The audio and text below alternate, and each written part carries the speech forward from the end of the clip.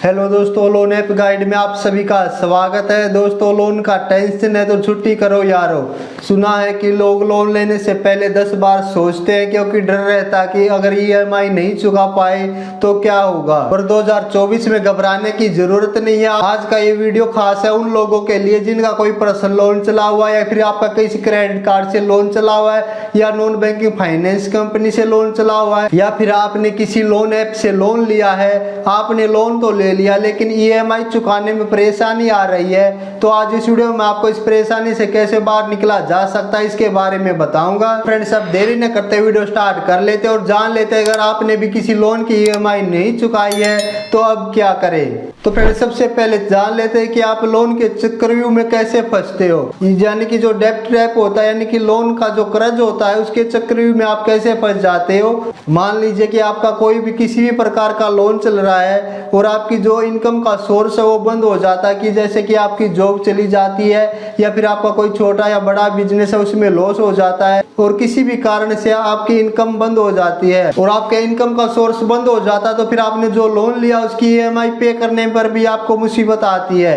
वो ईएमआई भरनी आपको बहुत ही मुश्किल हो जाती है और फिर आप क्या करते हो कि एक लोन तो आपने पहले से ले रखा है और उस लोन को चुकाने के लिए आप एक और दूसरा लोन ले लेते हो, यानी कि एक लोन से 2 लोन हो जाते हैं और जो आपकी इनकम है वो भी बंद हो चुकी है। और ऐसे ही परेशान होकर, क्योंकि आपकी परेशानी तो बढ़ती जाएंगी और फिर आप सोचते हो कि और लोन ले लें, क्योंकि आप सोचते हो कि एक और लोन ले लेंगे तो हमारी मुसीबत कम हो जाएगी। लेकिन ऐसा नहीं होता है। आप एक लोन को चुकाने के लिए जब भी दूसरा लोन ले लेते हो तो आपकी परेशानी और बढ़ जाती है, क्योंकि आपकी इनकम तो कम हो जाती है, बिल्कुल ही खत्म हो जाती है और आप लोन पे लोन लेते चले जाते हो और फिर आपकी मुसीबत भी बढ़ती चली जाती है। और ऐसे करके मान लीजिए आपका शुरुआत में लोन था 1 से 1.5 लाख के बीच और अब आपका लोन हो चुका है 5 से 6 लाख रुपए तक का। और फिर क्या होता कि आपके इतने सारे लोन हो जाते हैं और फिर आप उसकी ईएमआई नहीं पे कर पाते हो और फिर आपकी परेशानी स्टार्ट होती है, क्योंकि फिर आपको बैंक या नॉन बैंकिंग फाइनेंस कंपनी से कॉल आने स्टार्ट हो जाते हैं। वो आपको धमकी देते हैं, डराते हैं, आपको परेशान करते हैं कि आपने लोन क्यों नहीं चुकाया है, आपको लीगल नोटिस तक की धमकी देते हैं और फिर आपकी परेशानी बहुत ही ज्यादा बढ़ जाती है और इस तरह से आप लोन के चक्कर में फंस कर रह जाते हो। आप उससे बाहर बिल्कुल भी नहीं निकल पाते हो, क्योंकि जो लोन आपका 1 से 1.5 लाख रुपए था वो आपका 5 से 6 लाख रुपए तक का हो चुका है। लेकिन दोस्तों, आप लोन के चक्कर में तो फंस जाते, लेकिन दोस्तों आपको करना क्या चाहिए कि जिससे कि आप लोन के चक्कर में नहीं फंसो। तो फ्रेंड्स, आपने लोन ले लिया और किसी भी कारण से आपके जो इनकम का सोर्स है वो बंद हो जाता है, चाहे आपकी जॉब चली जाती है या फिर आपका कोई बिजनेस में लोन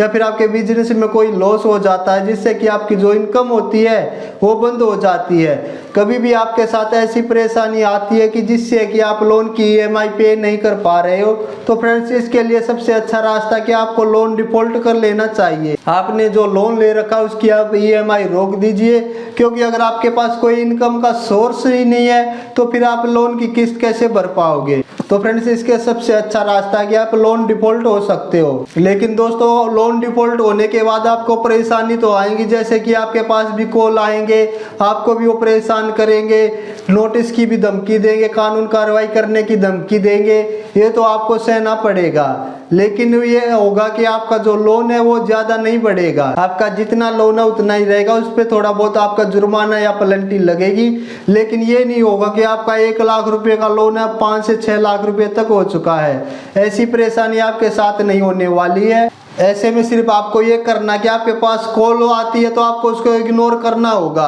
और अगर आपको कोई नोटिस की धमकी आती है, कोई नोटिस भी आ जाता है तो उससे भी आपको ज़्यादा घबराने की ज़रूरत नहीं है, क्योंकि ये जो भी नोटिस भेजते हैं ये आधे से ज़्यादा तो फर्जी होते हैं। ये कोई रियल नोटिस नहीं होते, सिर्फ आपको डराने के लिए होते हैं। इनका मेन मकसद होता है कि आपसे कैसे भी करके अपने लोन का अमाउंट आपसे वापस ले सके, किसी भी प्रकार से डरा कर धमका कर, किसी भी प्रकार से आपसे इनको लोन का अमाउंट निकालना होता है। और फिर 5-6 महीने बाद आपकी या तो कोई दूसरी जॉब लग जाती है या फिर जो आपका बिजनेस था उसमें आपका लॉस हो चुका, आप उसे भी कवर कर लेते हो, क्योंकि 5-6 महीने में आप कोई ना कोई तो जुगाड़ कर लेते हो जिससे कि आपका जो इनकम का सोर्स होता है दोबारा से स्टार्ट हो जाती है, आपकी इनकम दोबारा से चालू हो जाती है। और फिर कुछ महीनों के बाद आप लोन की रिपेमेंट कर सकते हो, और फिर कुछ महीनों के बाद आप लोन की रिपेमेंट दोबारा से कर सकते हो, क्योंकि आपकी इनकम दोबारा से स्टार्ट हो चुकी है।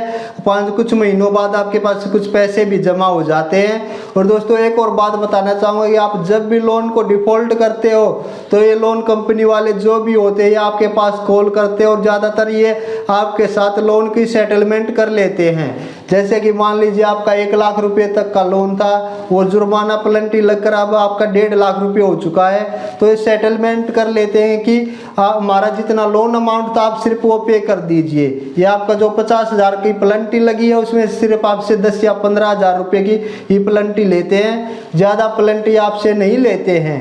तो फ्रेंड्स इस प्रकार से कि आपका लोन ना तो ज़्यादा होएगा ना ही आप पर ज़्यादा बर्डन पड़ेगा, और इस प्रकार से आप लोन के चक्रव्यूह से बच सकते हो। तो फ्रेंड्स अगर कोई सवाल है तो कमेंट सेक्शन में जरूर पूछें, और वीडियो को एक प्यारा सा लाइक, और चैनल पर फर्स्ट टाइम आए थे तो सब्सक्राइब भी जरूर कर लेना।